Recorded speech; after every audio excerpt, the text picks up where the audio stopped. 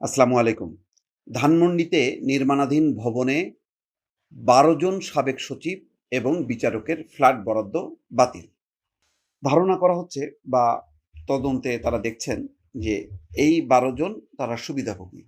বিগত ২০১৮ সালের নির্বাচনের সময় তারা নানাভাবে সরকারের সহযোগী ছিলেন এবং সরকার পুরস্কার স্বরূপ তাদেরকে এসব ফ্ল্যাট বরাদ্দ দিয়েছে। এই কারণে তাদের ফ্ল্যাট বরাদ্দটা বাতিল করা হয়েছে এবং ফ্ল্যাট বরাদ্দের মধ্যে তারা গণপূর্ত বিভাগ বা মন্ত্রণালয় অনিয়মও পেয়েছে।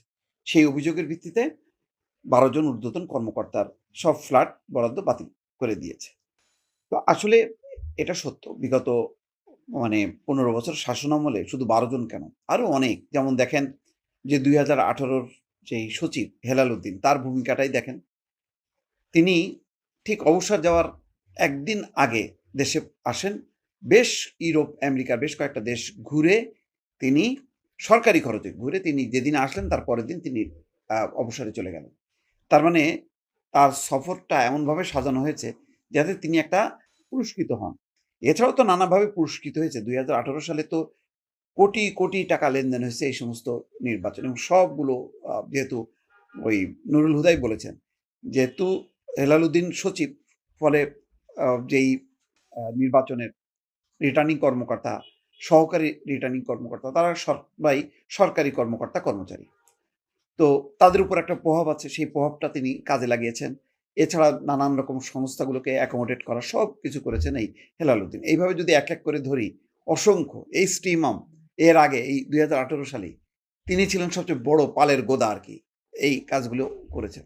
ন্যক্কারজনক। মানে এদের ভূমিকা ক্ষমার অযোগ্য। আপনি এদেরকে কিভাবে শাস্তি দেবেন? একটা দেশের নির্বাচনটাকে কিভাবে তছনছ করতে হয়, কিভাবে জনগণের অধিকার কেড়ে নিতে হয় সেই কাজগুলো অত্যন্ত চতুরতার সঙ্গে করেছেন। এখন দেখেন এই সচিব এবং এই বিচারক এরা সবাই আসলে আওয়ামী লীগের প্রতিনিধি ছিল। এরা বলতে পারেন এরা বিচারক, বলতে পারেন এরা সচিব। কিন্তু আসলে এটা হচ্ছে কলঙ্ক। সচিব এবং বিচারকের নামে এরা কলঙ্ক। এখন পার্টিকুলারলি আমি এই ১২ জনের ব্যাপারে বলব না।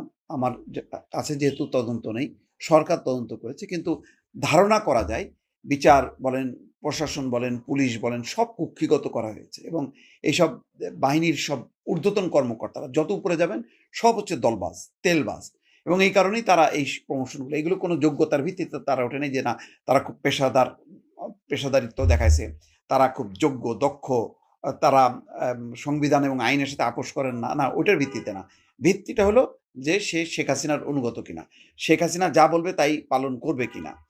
এটাই হচ্ছে যোগ্যতার মূল মাপকাঠি এবং সেইভাবে তারা সুবিধাগুলো নিয়েছে। এর ফলে এদের কারণে পুরো প্রশাসন তছনছ, পুলিশ তছনছ। আজকে এই প্রশাসন পুলিশ দিয়ে কোনো কাজ করানো যাচ্ছে না।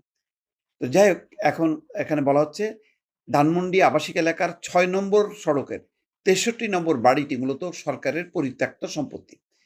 সেখানে ১৪ তলা একটি বহুতল ভবন নির্মাণ করেছে জাতীয় গৃহায়ণ কর্তৃপক্ষ। এই ভবনের ১২টি ফ্ল্যাট নীতিমালা ভেঙে তৎকালীন আমলা এবং বিচারকদের বরাদ্দ দেওয়ার অভিযোগ ওঠে। ছাত্র জনতার অভ্যুত্থানে গত ৫ই আগস্ট আওয়ামী লীগ সরকারের পতনের পর দুদক ঊর্ধ্বতন সরকারি কর্মকর্তাদের ওইসব ফ্ল্যাট বরাদ্দে অনিয়মের অভিযোগ জমা পড়ে। তাতে বলা হয় ২০১৮ সালে জাতীয় সংসদ নির্বাচনে দিনের ভোট রাতে নেয়ার সঙ্গে জড়িত সচিব এবং পদমর্যাদার ১২ জন কর্মকর্তাকে পুরস্কৃত করতে শেখ হাসিনার আমলে পরিকল্পিতভাবে ফ্ল্যাট দেওয়া হয়। এরপর এই অভিযোগের তদন্ত করে দুদক বলেছে তারা ফ্ল্যাট বরাদ্দে অনিয়মের প্রমাণ পেয়েছে। পাশাপাশি জাতীয় গৃহায়ণ কর্তৃপক্ষও বিষয়টি খতিয়ে দেখতে একটি কমিটি গঠন করে। যাক এই হলো ব্যাপার। তাদের মধ্যে আছেন সাবেক দুদকের কমিশনার জহুরুল হক, সাবেক সচিব মোহাম্মদ ইউনুসুর রহমান, সাবেক সচিব দুদকের সাবেক কমিশনার মোহাম্মদ মোজাম্মেল হক খান, সাবেক সচিব এম এ কাদের সরকার। এরকম অনেকে আছে ১২ জনের নাম বলা হয়েছে। আমি আর এই নামগুলি বললাম না।